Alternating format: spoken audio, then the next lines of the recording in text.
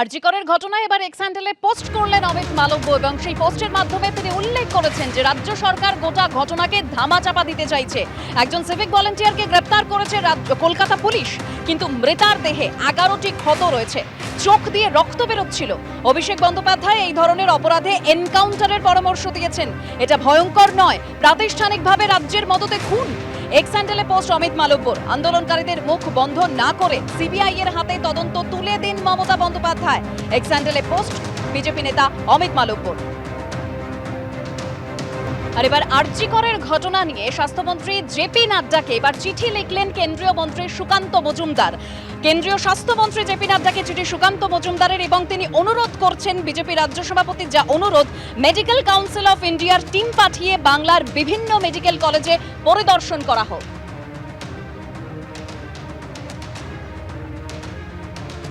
আমি আরজি কর নিয়ে চিঠি লিখেছিলাম যে আরজি করে একের পর এক দুর্নীতি হচ্ছে, সেই দুর্নীতির অভিযোগ প্রিন্সিপালের দিকে যাচ্ছে, এর তদন্ত হওয়া উচিত, তাকে সরিয়ে তদন্ত হওয়া উচিত। আমি শুধু তাই নয়, আমি আগামীকাল বা আজকে আমি জেপি নাড্ডা সাহেবকে চিঠিও দিচ্ছি যে প্রয়োজনে এমসিআই টিম পাঠানো হোক, দেখা হোক যে রাজ্য সরকারি মেডিকেল কলেজগুলোতে পরিকাঠামো ঠিক আছে কি নেই।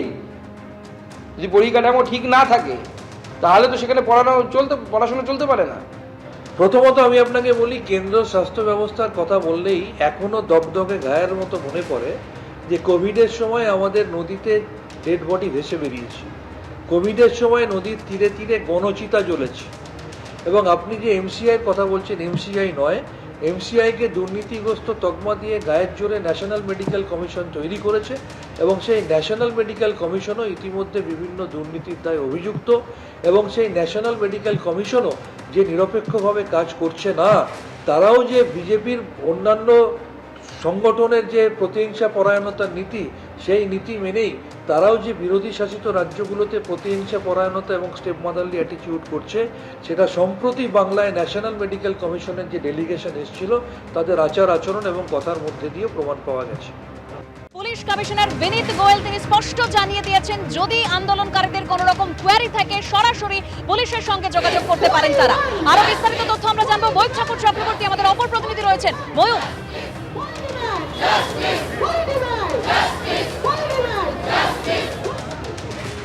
এমার্জেন্সি তার ভেতর মিটিং করলেন স্টুডেন্টসদের সঙ্গে, দফায় দফায় মিটিং হলো, বাইরে বিক্ষোভ কর্মসূচি চলছে এবং এই প্রেক্ষিতে এর আগে স্টুডেন্টসরা বেরিয়ে মিটিং থেকে এসে বললেন যে তারা এখনো স্যাটিসফাইড নন পুলিশি তদন্তে। এবং তারপরই বিনীত গোয়েল কলকাতা পুলিশ কমিশনার তিনি নিজে বেরিয়ে এসে বললেন ছাত্ররা যা যা আরজি করবে পুলিশ সমস্ত কিছুতে কোঅপারেট করতে রাজি আছে।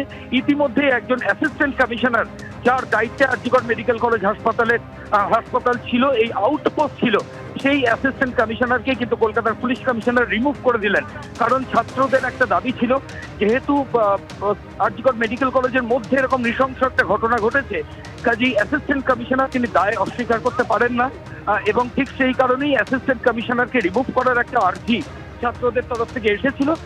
পুলিশ কমিশনার বিনীত গোয়েল প্রায় 2.5 ঘন্টা ধরে মিটিং এর পর বাইরে এসে সাংবাদিকদের যেটা জানালেন, আমরা কোয়েশ্চেন করেছিলাম যে ছাত্রদের এই দাবিকে আপনারা মানছেন, তার প্রেক্ষিতে কলকাতার পুলিশ কমিশনার জানিয়েছেন যে হ্যাঁ, ওই অ্যাসিস্ট্যান্ট কমিশনার যার বিরুদ্ধে ছাত্ররা অভিযোগ আনছিল তাকে কিন্তু রিমুভ করা হয়েছে।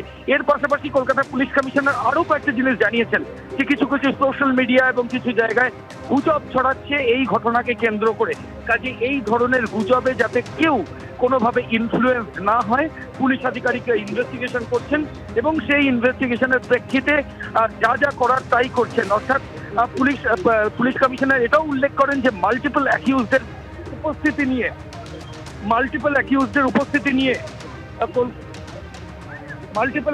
উপস্থিতি নিয়েও কিন্তু পুলিশ কমিশনার বলেন। আর তাকে প্রশ্ন করা হয়েছিল, কারণ ছাত্রদের একটা সেকশন থেকে সমাজের বিভিন্ন বিশিষ্টজন তারাও বলছিলেন যে এই ঘটনায় ইনজুরি মার্ক দেখে মনে হচ্ছে অনেক অভিযুক্ত থাকতে পারে। এই নিয়েও কলকাতার পুলিশ কমিশনারের স্পষ্ট বক্তব্য যে পুলিশের মতো ইনভেস্টিগেশন করছে, একজনকে অলরেডি অ্যারেস্ট করা হয়েছে, সমস্ত ধরনের তদন্ত চলছে, কোনো ধরনের গুজবে যাতে কেউ কোনোভাবে ইনফ্লুয়েন্স না হয়।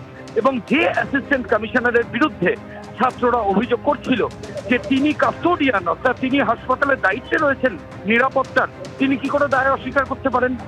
সেই প্রেক্ষিতে কিন্তু সেই অ্যাসিস্ট্যান্ট কমিশনারকে আরজি কর মেডিকেল কলেজ হাসপাতাল থেকে রিমুভ করলো বা সরিয়ে দিল কলকাতা পুলিশ।